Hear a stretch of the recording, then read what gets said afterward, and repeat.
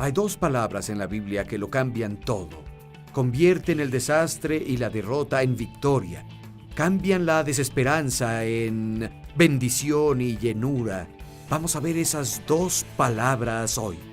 Son pero Dios. Vamos a entrar a la palabra.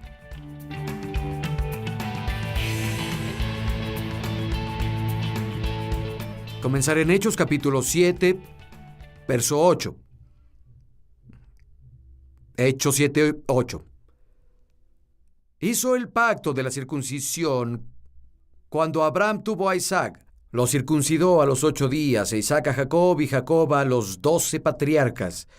Por envidia, los patriarcas vendieron a José a Egipto, pero Dios estaba con él y lo libró de todos sus problemas. Le dio sabiduría y favor en presencia del faraón, rey de Egipto, que lo nombró gobernador del país y de toda su casa. José era odiado por sus hermanos. Lo envidiaban porque tenía el favor de Dios en su vida. Y lo echaron en un pozo. Lo vendieron a los comerciantes que pasaban y lo llevaron a tierra extranjera. Así que sin duda tenía miedo. Debió haber pensado, esto es una broma, me van a sacar del pozo pronto. Y cuando echaron la soga para sacarlo, él pensó, al fin. Pero en lugar de eso, lo vendieron a comerciantes. Sin duda estaba atado, le estaban gritando en un lenguaje que no entendía, tal vez lo golpearon. Solo era un jovencito, debió estar aterrado. Llegó a la tierra de Egipto de nuevo, comienzan a gritarle, se da cuenta que está en una subasta. Lo ponen en la fila y las personas gritan precios y alguien lo compra, debe estar aterrado. Termina comprado por un hombre llamado Potifar. A la esposa de Potifar le gusta José.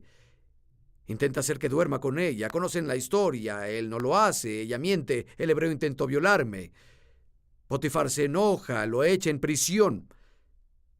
Estuvo ahí varios años. Interpretó los sueños del mayordomo y el panadero. Pero cuando el mayordomo salió, se olvidó de José, aunque le prometió recordarlo. Fue traicionado por su propia familia.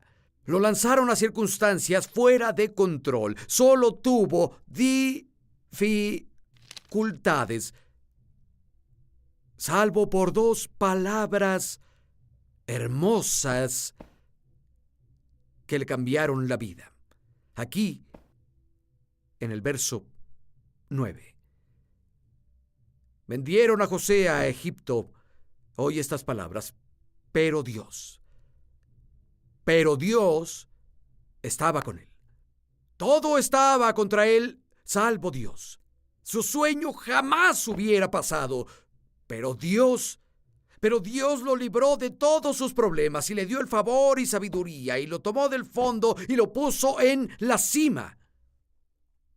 Y al final de la historia, en Génesis 50, cuando sus hermanos finalmente se dan cuenta de que José es el gobernador de toda la tierra de Egipto, pensaron que ya estaba muerto, que su sangre estaba en sus manos y su conciencia los torturaba todos los días.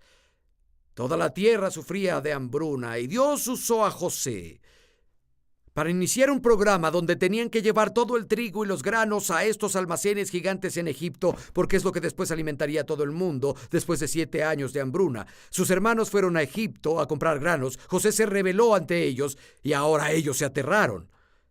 Creen que va a matarlos. José dice, y pueden leerlo en Génesis 50, no teman. Lo hicieron por maldad, pero Dios lo hizo para bien y que en este día salvará a muchas personas de morir. Amigo, lo que el diablo y sus secuaces hacen para el mal, Dios lo usa para hacer bien. Y si estás aquí hoy y descubres que tal vez te traicionaron, aquellos en quien confiabas te lanzaron a circunstancias fuera de tu control. Tal vez todo tu mundo está de cabeza y las cosas parecen perdidas, salvo por dos palabras. Cuando no tienes el factor de Dios en las circunstancias, las cosas están perdidas, pero cuando lo incluyes a Él, todas las cosas son posibles. Pero Dios estaba con él. He oído mucho a personas decir, Pastor, no tiene idea de lo mucho que Dios ha hecho en mi vida en los últimos 6 meses, en el último año y medio. Personas que estaban quebrantadas, traicionadas por un cónyuge, en deudas, enfermos, temerosos, oprimidos. Y Dios ha trabajado poderosamente en sus vidas. Y los ves ahora, nunca imaginarías que hubieran estado en tan terribles circunstancias el año anterior. Y amigo, como José, si no permites que tus circunstancias te amarguen y sigues fiel a Dios, incluso si parece que por un tiempo Dios no está haciendo mucho, seguramente así le pareció a José. Seguro que cuando estaba en el pozo oró, no obtuvo respuesta.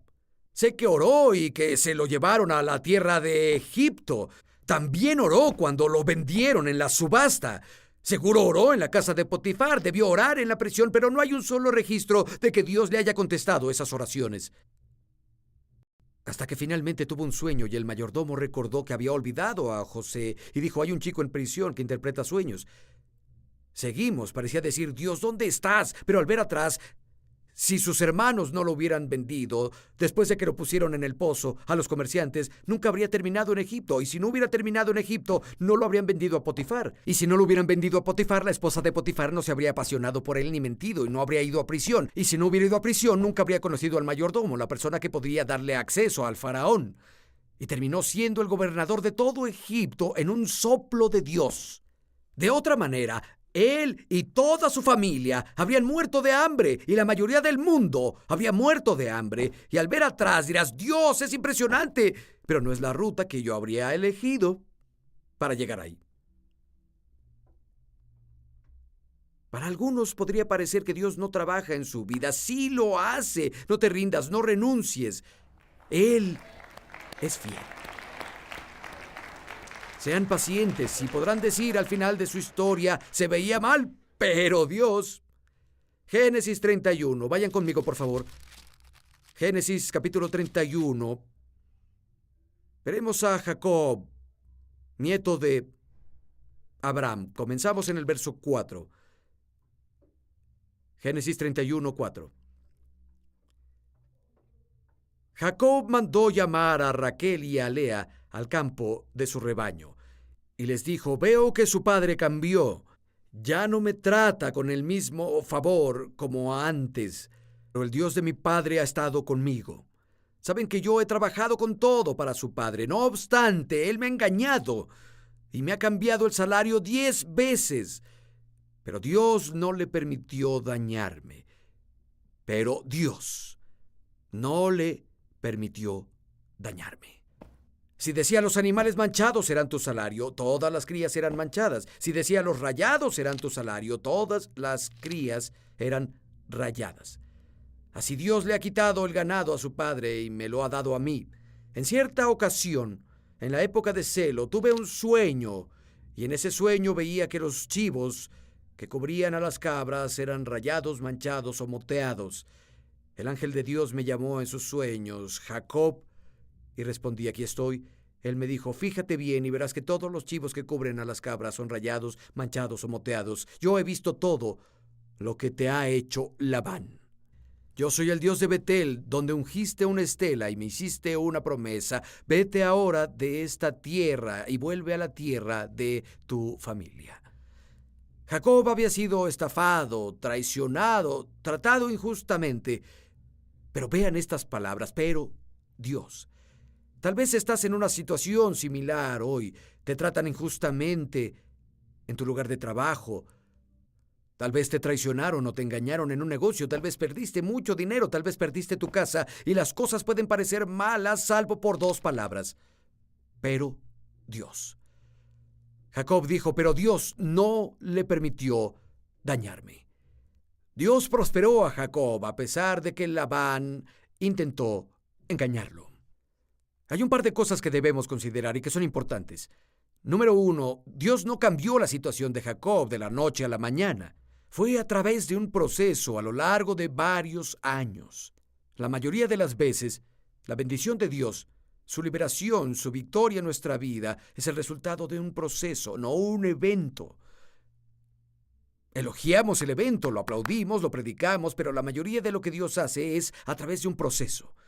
Y me encanta cuando los milagros de Dios pasan. He vivido algunos en mi vida, hemos tenido algunos aquí en la iglesia, son impresionantes. Pero la mayoría de lo que Dios hace es un proceso, no es repentino.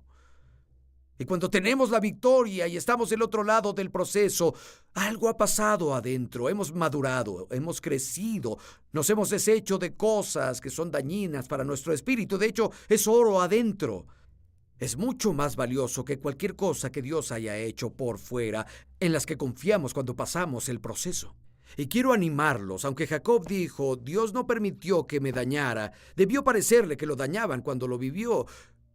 Cuando su propio suegro dijo, mira, el trato que hicimos la semana pasada, voy a cambiarlo. Las cabras con los puntos no son ya tu salario, solo las que tienen franjas son tu salario ahora. Porque todo el ganado nació con manchas. Jacob dijo, no, ¿otra vez?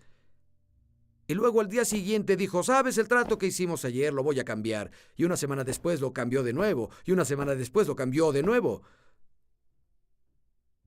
Debió haber sido difícil pasar por esto.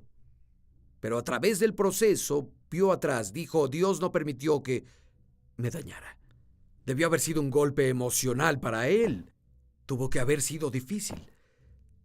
Pero aceptó pasar por el proceso. Y en segunda, esto es muy importante, el pero Dios de Jacob estaba ligado a algo muy importante.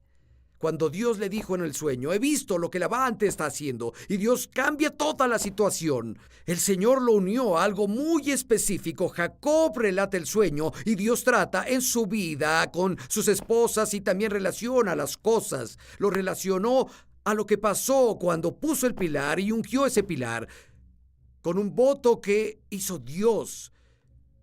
Dios relacionó esa victoria, esa liberación, lo que hizo en la vida de Jacob, al voto que Jacob había hecho. ¿Cuál era el voto? Vayan al capítulo 28 conmigo. En ese momento Jacob había escapado de su hermano Esaú por temor a su vida. En el capítulo 28, vamos al verso 18, dice, Jacob se levantó temprano en la mañana, tomó la piedra que había usado como almohada, la erigió como un pilar y ungió aceite sobre ella. Llamó a aquel lugar Betel, a la ciudad que se llamaba previamente Luz. Luego Jacob hizo esta promesa, si Dios me acompaña y me protege en este viaje que estoy haciendo, y si me da alimento y ropa para vestirme, y si regreso sano y salvo a la casa de mi padre, entonces el Señor será mi Dios, y esta piedra que yo erigí como pilar será la casa de Dios, y de todo lo que Dios me dé, le daré la 10ª parte. Dios, serás mi Dios, y de todo lo que me has dado, voy a darte la 10ª parte. Hay otra palabra para eso, el diezmo, significa la primera décima. Jacob prometió hacer eso. Y cuando Dios habla con Jacob sobre su liberación y lo manda a casa como un hombre bendecido, dice, soy el Dios a quien hiciste un juramento en Betel. Por 36 años he dado mi diezmo mínimo, la 10ª parte de lo que recibo, a Dios. Mi esposa ha hecho lo mismo, nunca hemos fallado en eso, y puedo decirles que en 36 años Dios ha sido fiel. En los tiempos buenos, en los malos, Dios ha sido fiel, y no lo hemos hecho porque sea una ley, y Dios nos convertirá en polvo y se molestará si no. No se trata de eso. Es una expresión de nuestros corazones hacia Dios. Es lo primero, por lo tanto, dale lo primero y lo mejor. Donde está tu tesoro está tu corazón. También es una expresión de nuestra confianza en Él, como proveedor. Antes de que termine el mes y me vea si algo me sobra, es como el comienzo, lo primero. Le doy la primera parte a Dios, como diciendo, Dios, confiamos en ti. Y saben, algunas personas lo hacen como acto legalista y debe ser una expresión de amor hacia Dios, una expresión de fe hacia Dios. La Biblia dice en Proverbios 3:9 que honremos al Señor dándole la primera parte de todo ingreso, y como resultado Él llenará tus graneros a plenitud. Y Jacob prometió hacer eso, no cuando las cosas comenzaran a verse mejor, lo prometió cuando no tenía nada. Y entonces dijo, Dios, dame algo de comer y que ponerme. Y por favor, luego devuélveme aquí y te daré la primera décima de todo. Y honró a Dios de esa manera y le mostró a Dios que él era el primero en su vida. Quiero que vayamos al capítulo 32 y leamos lo que Jacob dijo. Ahora está volviendo a la tierra de su familia. En el verso 9 dice esto. Jacob dijo: Señor Dios, mi abuelo Abraham, capítulo 32, verso 9, y de mi padre Isaac, que me dijiste que regresara a mi tierra y a mis familiares y que me prosperarás.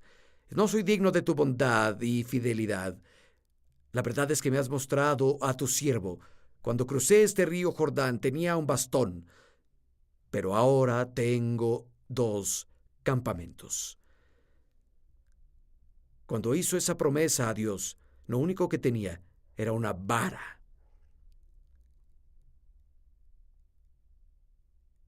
Y vean lo que Dios hizo en su vida. El hombre comenzó con una vara. Puso a Dios primero.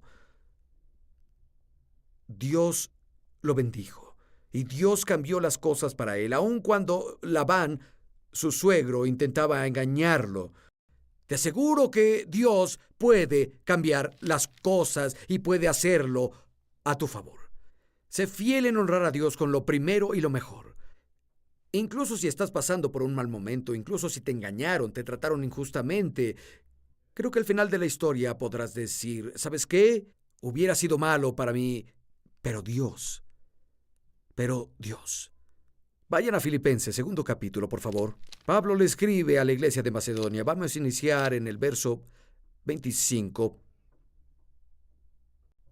Filipenses capítulo 2, verso 25. Creo que es necesario enviarles de vuelta a Epafrodito, hermano, colaborador y compañero de lucha, a quien enviaron para atender mis necesidades. Él los extraña a todos y está afligido porque ustedes se enteraron de que estaba enfermo. En efecto, estuvo enfermo y al borde de la muerte, pero Dios se compadeció de él y también de mí, para no añadir tristeza a mi tristeza. Enfermo, casi fallece, pero Dios.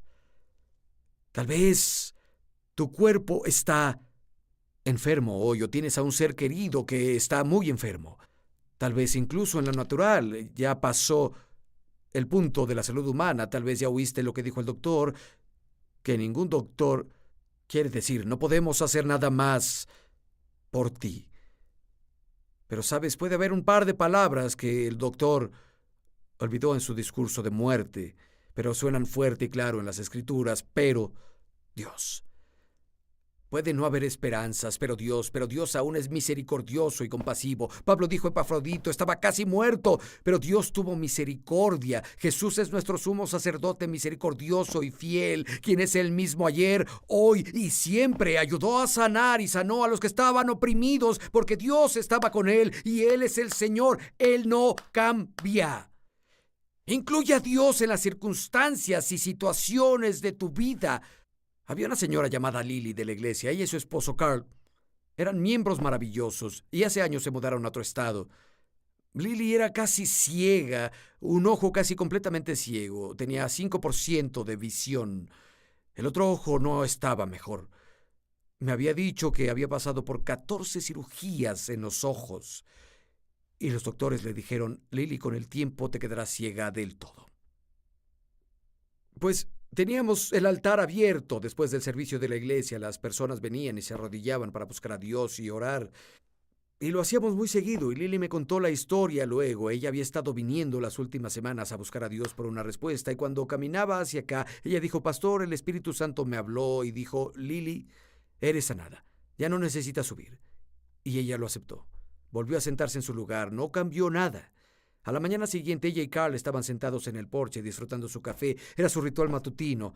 Ella estaba viendo esta cosa borrosa y de pronto fue como si alguien le pusiera binoculares o un telescopio enfocado y pudo ver las tejas del techo de la casa de enfrente. Vio arriba y tenían un pino en su patio y dijo: Pastor, pude ver cada rama del pino. Volté y vi los ojos de Carl y le dije: Carl, tus ojos son hermosos. E hicieron un servicio de adoración ahí en su porche.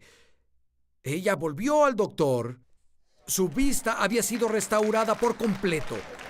Y el doctor le dijo: Lily, lo único que puedo decir es que es un verdadero milagro.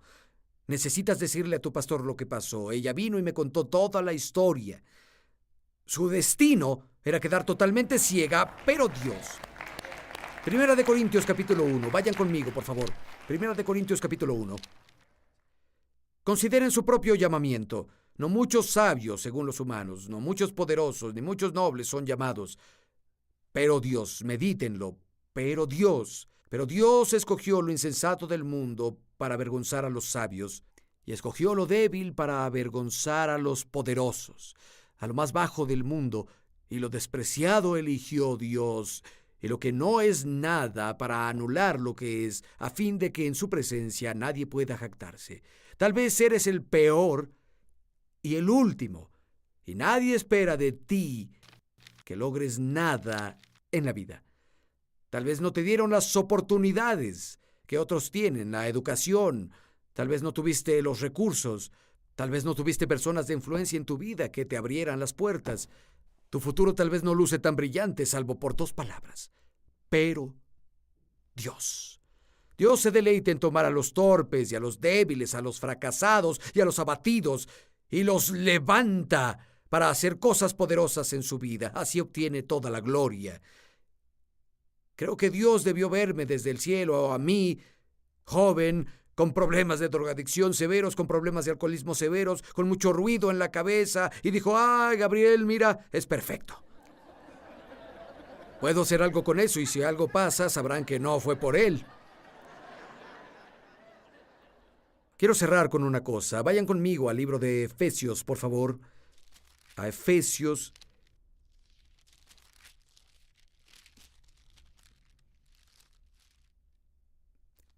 Y vayan al capítulo 2.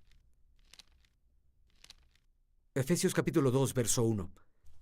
Estaban muertos en sus transgresiones y pecados, en los cuales andaban según los poderes de este mundo, según el que gobierna las tinieblas, según el espíritu que ahora gobierna a los hijos de la desobediencia. Entonces todos vivíamos impulsados por nuestros deseos pecaminosos, siguiendo los deseos de la carne y la mente. Éramos por naturaleza objeto de la ira como los otros. ¿Qué 2 palabras siguen? Pero Dios, que es rico en misericordia, por su gran amor por nosotros, aun cuando estábamos muertos en pecados, nos dio la vida con Cristo. Por gracia han sido salvados. Muertos por los pecados, sin esperanza, sin Dios en el mundo. Pero Dios es rico en misericordia. Y también nosotros, si no fuera por la misericordia y gracia de Dios. Pero Dios amó tanto al mundo que envió a su Hijo amado para que todo el que crea en Él no perezca, sino que tenga una vida eterna. Que es Salvador, que es Señor, que Dios que quiere intervenir en nuestras vidas. Y me alegra que no sea un ritual y una ceremonia y seguir reglas y regulaciones. Se trata de una relación amorosa. Amigo, si estás aquí hoy y no conoces a Jesús, no tienes una relación con Dios, pero puedes. Jesús murió por ti. Nuestro pecado nos separó de Dios. Estábamos en un lugar donde estábamos muertos a una relación con Dios. No podíamos saltar la brecha entre Él y nosotros, no por buenas obras, no por sacrificio personal. Y Dios tenía por naturaleza recta que juzgar este pecado, tenía que juzgarlo, no podía haber una relación. Él no puede ignorar nuestro pecado, pero por su amor no nos ignora a nosotros. Y su amor hizo algo fiero, salvaje y furioso. Envió a su Hijo a la cruz a morir por nosotros. Dios derramó su castigo y penalización contra nuestro pecado sobre su Hijo. Jesús voluntariamente fue a la cruz. El clamor de la justicia de Dios fue satisfecho. Jesús murió, pero al 3er día resucitó de los muertos. La Biblia dice que si lo crees, si lo conviertes en el Señor de tu vida, es decir, tu jefe, y le das el asiento del conductor y lo invitas a conducir, Dios tendrá una relación contigo llamada salvación. ¿Por qué no bajas tu cabeza un minuto? Quiero orar. Quiero verte cuando vea el auditorio hoy. Si nunca has hecho a Jesús el Señor de tu vida, no estarías en la iglesia hoy si no tuvieras hambre de algo.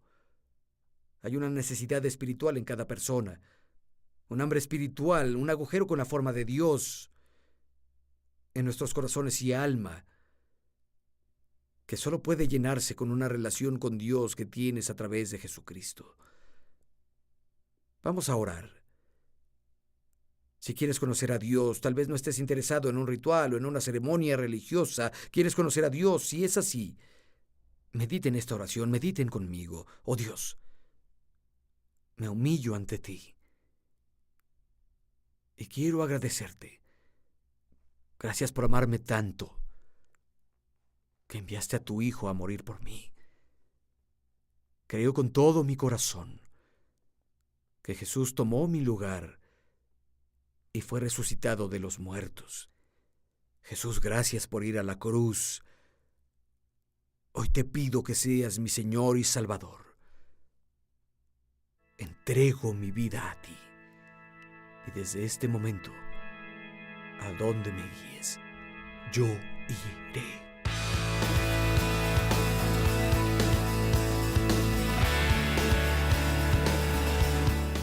Amigos, si encontraste a Jesús como tu Señor y Salvador al ver nuestra transmisión y Dios ha hecho algo en tu vida por la palabra que has recibido, me encantaría saber de ti. Podrías enviarme un email o escribirme una carta para contarme tu historia. Por favor, quisiera leerla. Bendiciones. Dios conoce los retos que la vida puede traer, lo difícil que puede ser un día al otro, y lo difícil que es intentar vivir la vida del creyente en nuestras propias fuerzas. Por eso nos ha dado a ti y a mí el don del Espíritu Santo. Muchos creyentes hoy en día no pueden sentir la llenura y el poder del Espíritu Santo. Usa la información en pantalla o visita la página web de Respuestas BC y allí puedes conseguir una copia del mensaje de Bayless en 3 partes titulado Recibiendo al Espíritu Santo y Hablar en Lenguas, y su libro La Llenura del Espíritu Santo. ¿Todos hablan en lenguas? No. ¿Todos las interpretan? No. Pero vamos a tomarlo en contexto. Es impresionante cuando ves las Escrituras en su contexto, en lo que nos revelan. Es uno de los eventos más importantes que puede suceder en la vida del creyente, una experiencia constante con Él que te enriquece, trae poder a tu vida, revelación interna a tu vida, te acerca a Jesús. Me encanta el Espíritu Santo. Descubre el poder que Dios quiere liberar en tu vida. Usa la información en pantalla para conseguir tu copia de los 3 discos de Bayless Conley en la serie Recibiendo al Espíritu Santo y Hablar en Lenguas, y su libro La Llenura del Espíritu Santo. Usa la información en pantalla o visita la página web de Respuestas BC para conseguir ambos recursos extraordinarios hoy.